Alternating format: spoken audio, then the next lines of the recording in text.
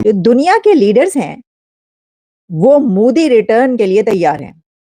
दुनिया के लीडर्स ये समझ रहे हैं कि नरेंद्र मोदी ही दोबारा बल्कि सहबारा प्राइम मिनिस्टर बनने जा रहे हैं। उन्होंने ये कहा है कि मुल्क की जो हमें कंप्लीट इंडिपेंडेंस तब मिल सकती है जब तक हम लोग इकोनॉमिक स्टेबिलिटी की तरफ नहीं जाएंगे। नहीं है कि हम पूरी दुनिया को क्रिटिसाइज करते हैं कि जी अमेरिका में ये प्रॉब्लम है, इंडिया में ये प्रॉब्लम है, रूस में ये प्रॉब्लम है, फ्रांस में ये प्रॉब्लम है, यानी अपना जो मसला है वो हमें नजर नहीं आता। पाकिस्तान अपनी साख खो चुका है, पाकिस्तान की इज्जत जो है वो खो चुकी है आलमी हलकों। कह रहा हूँ कि जी हम बिल्कुल उनके आगे हाथ नहीं बढ़ा रहे, हम उनके आगे झुक के कह रहे कि जी मोस्ट वेलकम, हम तैयार हैं अमन के लिए, हम तैयार हैं ट्रेड खोलने के लिए।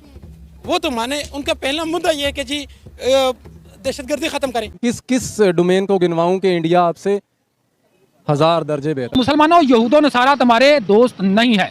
तो यहूदों ने सारा बिल्कुल जो है ना हमारा, उन्होंने एजुकेशन सिस्टम ऐसा कि हमारा जो ज़हन उन्होंने गुलामी वाला बना दिया। नहीं, ये एजुकेशन सिस्टम भी उन्होंने हमें दी है, ये उन्होंने देगी जब 100 साल हुकूमत करके। तो नरेंद्र मोदी के बारे में बता देता हूँ, इंशाल्लाह अनकरीब जब मुजाहिदीन गजवा हिंद में जाएंगे, गजवा हिंद लड़ेंगे और इसी नरेंद्र मोदी को इंशाल्लाह लोहे की बेड़ियों में जकड़ कर लाएंगे। अगर हम बात करें पाकिस्तान के हालात और इकोनॉमी, वो तो हमारे सामने और दिन ब दिन बदतर होती जा रही है, बेहतर होने की बजाय। वो मकबूजा कश्मीर है, वो आजाद हो गया, वो भी फंस जाएगा इधर आके।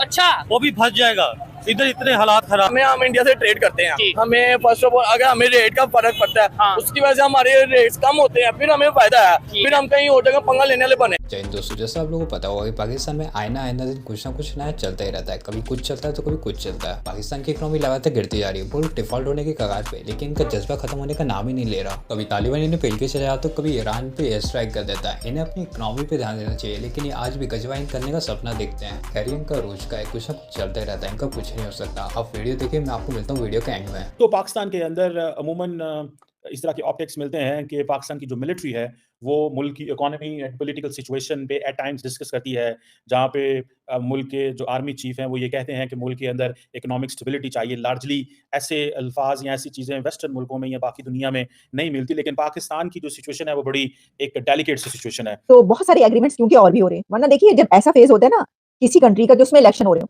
तो एग्रीमेंट्स भी रुक जाते हैं, मीटिंग्स भी रुक जाती हैं, इन्विटेशंस भी रुक जाते हैं। लेकिन ये पहला मुल्क है और पहला वहां का ऐसा पॉलिटिशियन है कि जिसके लिए ना इन्विटेशंस रुके हैं, ना एग्रीमेंट्स उस कंट्री के रुक रहे हैं और ना ही उस कंट्री की जो मीटिंग्स है वो रुक रही हैं, ना वहां पर विजिट्स रुक रहे हैं।